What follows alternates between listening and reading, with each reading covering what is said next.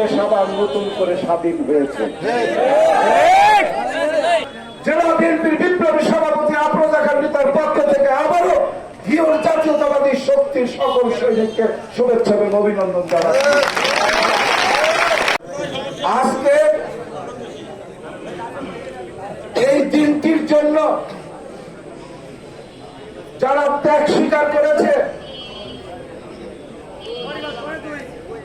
দীর্ঘ 15টি বছর লড়াই সংগ্রাম করতে গিয়ে আমার যেসব সাথী যোদ্ধা ভাইরা জীবন দিয়েছে, যেসব সাথী ভাইরা জেল খেটেছে, যেসব সাথী ভাইরা মামলা খেয়ে মাসের পর মাস, দিনের পর দিন নিজের পরিবার ছেড়ে, নিজের এলাকা ছেড়ে বিভিন্ন শহরে দিনমজুরি করে কাটিয়েছে, তাদের প্রতি, সেই সাথে আজকের যে ছাত্র সমাজ এই স্বৈরাচার সরকারকে পদত্যাগ করতে বাধ্য করেছে, আজকের যে শান্তি সমাবেশটি হওয়ার কথা, খুব সম্ভবত সেই শান্তি সমাবেশটি আগামী সোমবার অনুষ্ঠিত হবে। সময় এবং স্থান এবং আমার জেলা বিএনপির সভাপতির আগমনের উপস্থিতিটা উপজেলা বিএনপির নেতৃবৃন্দরা আপনাদেরকে কালকের মধ্যেই সঠিকভাবে জানিয়ে দিবে। আশা করি সোমবারের শান্তি সমাবেশ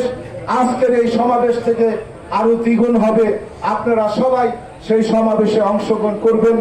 এই আহ্বান জানিয়ে আমি যে কথাটি বলার জন্য আপনাদের কাছে ছুটে এসেছি, জানি না পরবর্তীতে কখনো বলতে পারবো কিনা, সেটি হলো বাংলাদেশ দ্বিতীয়বার স্বাধীনতা অর্জন করার পর মাত্র 4-5টি দিনে যেখানে আমার নেতা জাতীয়তাবাদী দলের চেয়ারপারসন বেগম খালেদা জিয়া মুক্ত হয়ে আমার নেতা জনাব তারেক রহমান এই দ্বিতীয় স্বাধীনতার পর জোরালোভাবে বলিষ্ঠভাবে যখন বলেছে, এই বিজয় অর্জনের পর যারা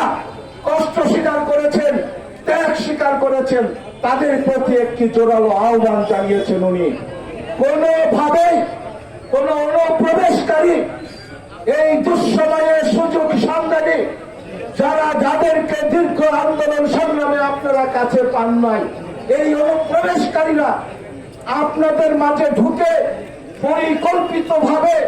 বিতাড়িত স্বৈরাচার সরকারের পূর্ব নির্দেশ অনুযায়ী এদেশের আইন শৃঙ্খলা অবনতি ঘটানোর একটি পায়তারা করে যাচ্ছে। যেমন আমাদের সহযোদ্ধা সাথী ভাই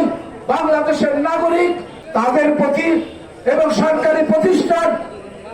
সরকারি যে প্রতিষ্ঠানগুলো আছে আপনাদের উপজেলায়, এই প্রতিষ্ঠানগুলো আপনাদের সম্পত্তি, আপনাদের ট্যাক্সের টাকায় আজকে এই থানা হয়েছে, আপনাদের ট্যাক্সের টাকায় ইউনো অফিস হয়েছে, আপনাদের ট্যাক্সের টাকায় কলেজ হয়েছে, আপনাদের ট্যাক্সের টাকায় স্কুল হয়েছে। কাজেই জাতীয়তাবাদী দলের আদর্শের প্রতি যদি আপনারা বিশ্বাস করেন, আপনারা কি বেগম জিয়াকে ভালোবাসেন? আপনারা কি তারেক জিয়ার নির্দেশ মানেন? তাহলে আজকে আমি বলতে চাই,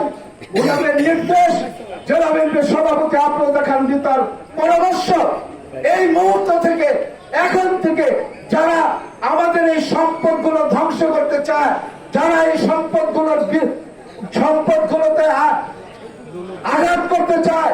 যারা ঘিওর উপজেলা পুলিশ স্টেশনের ক্ষতি করতে চায়, তাদেরকে আপনারা ঐক্যবদ্ধভাবে প্রতিরোধ করবেন।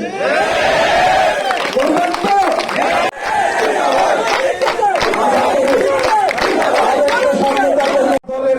কোন নেতা কর্মী যদি বিগত 3-4 দিনে কারো প্ররোচনায়, কারো পরামর্শে যদি বিপদগামী হয়ে থাকেন, আমি জড়ো করে তাদের কাছে অনুরোধ জানাচ্ছি, আসুন আমরা দীর্ঘ 17টি বছর লড়াই করেছি, সংগ্রাম করেছি, তার সুফল যেন বিফলে না যায়। এজন্য আপনারা সকল ভেদাভেদ ভুলে সকল ভুল বুঝাবুঝির অবসান ঘটিয়ে সবাই কাঁধে কাঁধ মিলিয়ে আজকের এই দেশটাকে রক্ষা করার জন্য সরকারি প্রতিষ্ঠান এবং আমাদের সহবাস প্রতিবেশী যারা সনাতনী ধর্মের তাদেরকে রক্ষা করার জন্য প্রয়োজনে আপনারা পালা করে তাদেরকে পাহারা দিয়ে রক্ষা করবেন, এই অনুরোধ জানিয়ে এই প্রত্যাশা আশা করে আগামী সোমবারে জেলা বিএনপির সভাপতি সহ আমি সহ যে শান্তি সমাবেশে আমরা উপস্থিত হব সেই সমাবেশ সফল করার প্রত্যাশা জানিয়ে আমি আমার কথা শেষ করছি। খোদা হাফেজ। বাংলাদেশ